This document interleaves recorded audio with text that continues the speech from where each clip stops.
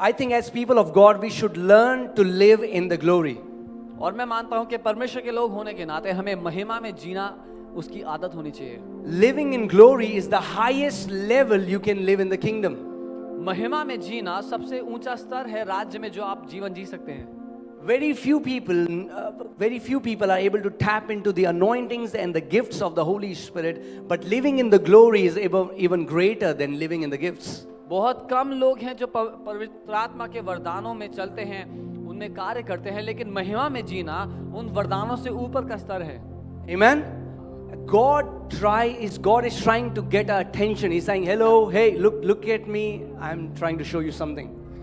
वो ऐसा है, प्रभु हमारा ध्यान अपनी ओर आकर्षित कर रहा है कि भाई साहब मैं कुछ दिखाना चाह रहा हूँ। And as children of God, I want to tell you that there is a greater realm than you can tap to just by coming into church. It's not enough. और परमेश्वर की औलाद होने के नाते मैं आपको बताना चाह रहा हूँ कि एक ऐसा स्तर, एक ऐसा स्थान है जिसमें आप हमेशा जी सकते हैं उसकी महिमा में। केवल कलीसिया आना काफी नहीं है। You are not natural beings, you are supernatural beings. क्योंकि आप लोग शारीरिक या स्वाभाविक व्यक्ति नहीं हैं, आप लोग स्वाभाविक जन नहीं हैं, आप लोग अलौकिक जन हैं। How many people believe you are a supernatural being? कितने लोग ये मानते हैं कि वो अलौकिक जन हैं? Are you sure? If you are a supernatural being, then supernatural should be your lifestyle. अगर आप अलौकिक हैं तो आपके जीवन शैली अलौकिक होनी चाहिए। You shouldn't be shocked when you see these things. These things should be your lifestyle. आप हैरान होंगे जब इन चीजों को आप अनुभव करेंगे, क्योंकि ये बातें आपके जीवन जीने का तरीका होनी चाहिए। Amen? And I'm not satisfied with this. I say, Lord, I want to press more. I want to experience and encounter everything that is mentioned in your word. और मैं इतने में खुश नहीं था। मैंने कहा प्रभु मैं जो कुछ आपके वचन में लिखा है ना उसका अनुभव करना चाहता हूँ। Majority of Christians, they are happy by getting born again. Now I'm going to heaven. I attend a church and that's it. ज्यादातर मसीह लोग खुश है कि मैंने नया जन्म पा लिया, कलीसिया जा रहा हूँ, स्वर्ग जाने को मिल जाएगा, बस हो गया। And usually what happens is people started becoming complacent. You know, they are satisfied where they are. और अधिकतर क्या हुआ कि जो लोग जहाँ थे वहीं बने रहे, वहाँ खुश रहे। Do you know that the Spirit of God is always moving? क्या आप जानते हैं कि पवित्र आत्मा हमेशा आगे बढ़ता रहता है, वो चलता रहता है। That was the same problem with Israelites. God brought them out of Egypt. यही दिक्कत थी इजराइलियों की, प्रभु ने उनको मिस्र से दासत्व से निकाल दिया। And the Lord was walking with them as the pillar of fire and the pillar of cloud, but they would camp in a place and they would become so comfortable they would not want to move ahead.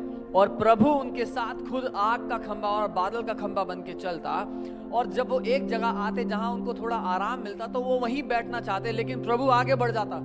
But the pillar, and as God would start moving, they would start complaining and grumbling.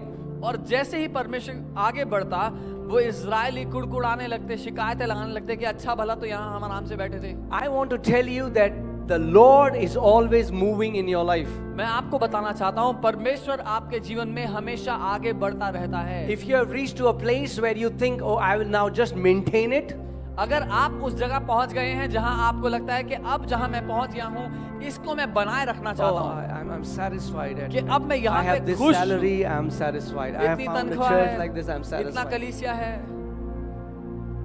No, the Lord is always moving. प्रभु हमेशा आगे बढ़ता रहता है। Amen?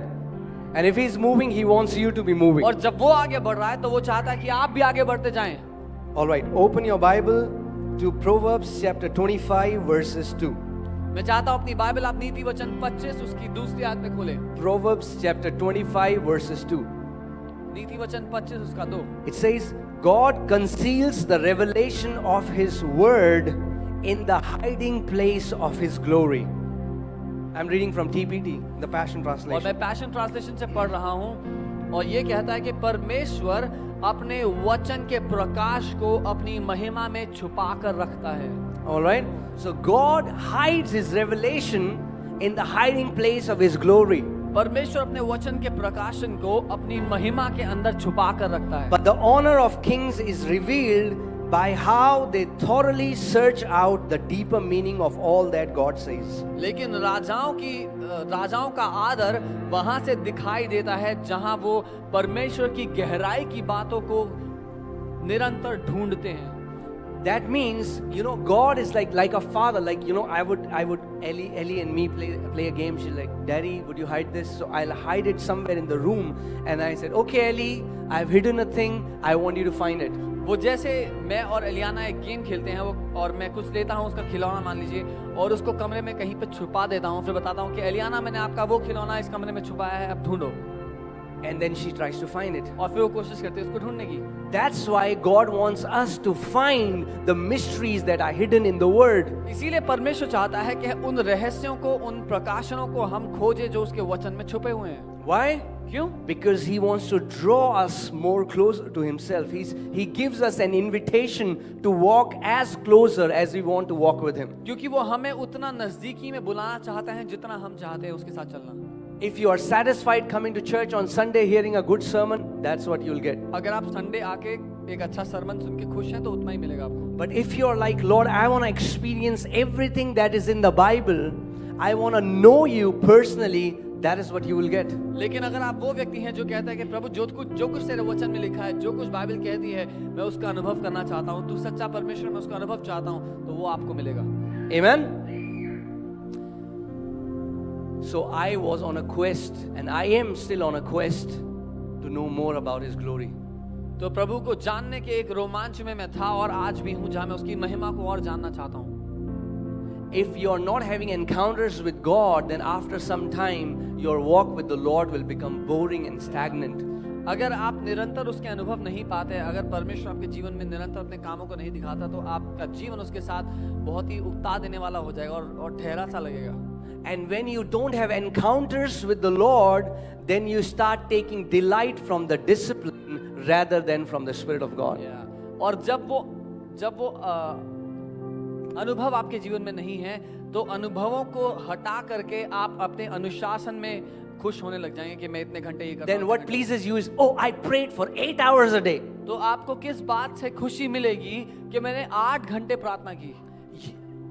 You were never created to draw delight from discipline. आप कभी भी अनुशासन से आनंद लेने के लिए नहीं बनाए गए थे. You were created to draw delight from God Himself. आप बनाए गए थे कि आप परमेश्वर स्वयं से आनंद लें.